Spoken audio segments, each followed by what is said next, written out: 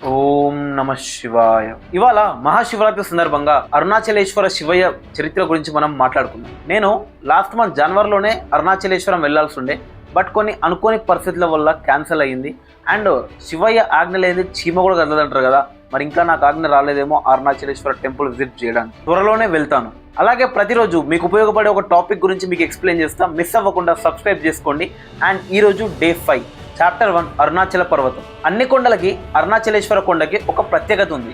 ఏ కొండ అయినా సరే భూభాగం ఒకదాని మీదకి మరొకటి చేరినప్పుడు అది కొండలాగా ఫామ్ అవుతుంది. బట్ అరుణాచలేశ్వర కొండ మాత్రం అలా కాదు. కానీ అరుణాచల కొండ మాత్రం స్వయంగా ఏర్పడింది. కంద పురాణం ప్రకారం చరిత్ర ఏమిటంటే, సృష్టికర్త అయిన బ్రహ్మ సృష్టిని నడిపించే విష్ణువు నేను గొప్ప అంటే నేను గొప్ప అనే వాగ్వాదం ఆడుతున్నప్పుడు వాళ్ళిద్దరి మధ్యలో నుంచి ఒక తేజస్వంతమైన లైట్ బీమ్ లాంటిది ఒకటి వస్తుంది. అక్కడనే పరమశివుడు వస్తాడు. పరమశివుడు వచ్చేసి ఈ భీమ్ ఏదైతే ఉందో దానికి ఆది అంతం ఎవరైతే కనిపెడతారో వాళ్ళే గొప్ప అని చెప్తారు. విష్ణుమూర్తి అంతం కనిపెట్టడానికి కిందికి వెళ్తాడు. ఎంత కిందికి వెళ్ళినా ఇంకా కిందికి వెళ్ళినా కూడా ఎక్కడ అంతం అనేది కనిపించదు.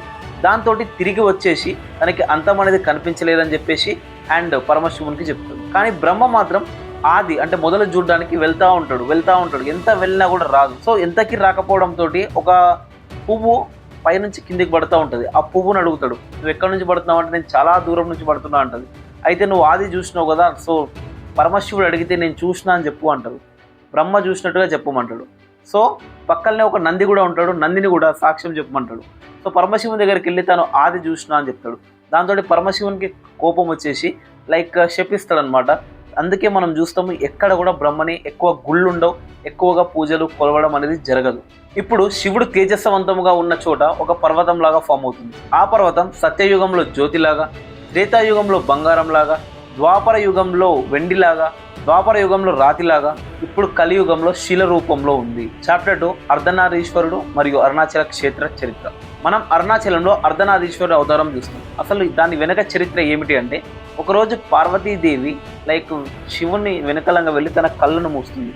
దాంతో ప్రపంచం మొత్తం అంధకారం అవుతుంది. తర్వాత దేవి తాను చేసిన తప్పుని తెలుసుకొని తపస్సు చేస్తుంది. అప్పుడు పరమశివుడు ప్రత్యక్షమై పార్వతీదేవిని తనలో సగ భాగంగా చేర్చుకొని అర్ధనారీశ్వరుడుగా దర్శనమిస్తాడు. అక్కడే ఆ గిరి చుట్టుపక్కలనే గుడిని ఏర్పాటు చేయడం జరుగుతుంది. ఈ గుడి అనేది ఎప్పుడో పల్లవుల కాలంలో మొదలు పెట్టినారు.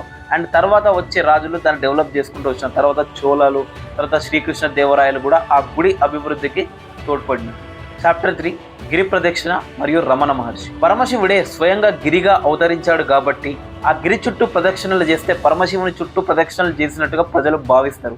అండ్ ఆ ప్రదక్షిణలు చేయడం వల్ల వాళ్ళకి మనశ్శాంతి అండ్ ఆరోగ్యపరమైన సమస్యలు కూడా తగ్గుతాయి.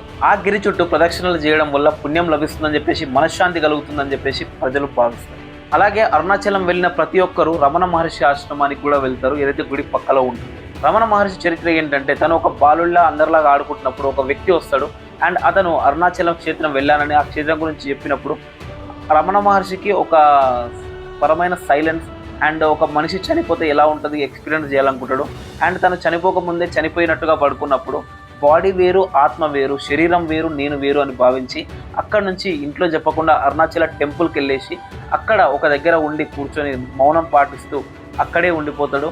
అండ్ లాస్ట్కి తాను చనిపోయాక తన శరీరం నుంచి ఒక ఆత్మ కాంతిలాగా వెళ్ళి ఆ కొండలో కలుస్తుంది. అండ్ అక్కడ పీపుల్ చూస్తున్నారు. అందుకే అరుణాచలం వెళ్ళినప్పుడు మీరు కూడా రమణ మహర్షి ఆశ్రమం పక్కా విజిట్ చేయండి. అండ్ మీరు అరుణాచలం వెళ్ళారా, మీ అనుభవం ఏంటి అనేది కామెంట్స్లో చెప్పండి. అండ్ ఈ అరుణాచలేశ్వర శివయ్య గురించి నాకు తెలిసింది చెప్పినా, నేను ఏదైనా మిస్ చేసినా, ఏదైనా తప్పుగా చెప్పినా కూడా కింద కామెంట్స్లో చెప్పండి. అండ్ మీ ఒపీనియన్స్ నేను చదివి తెలుసుకుంటాను.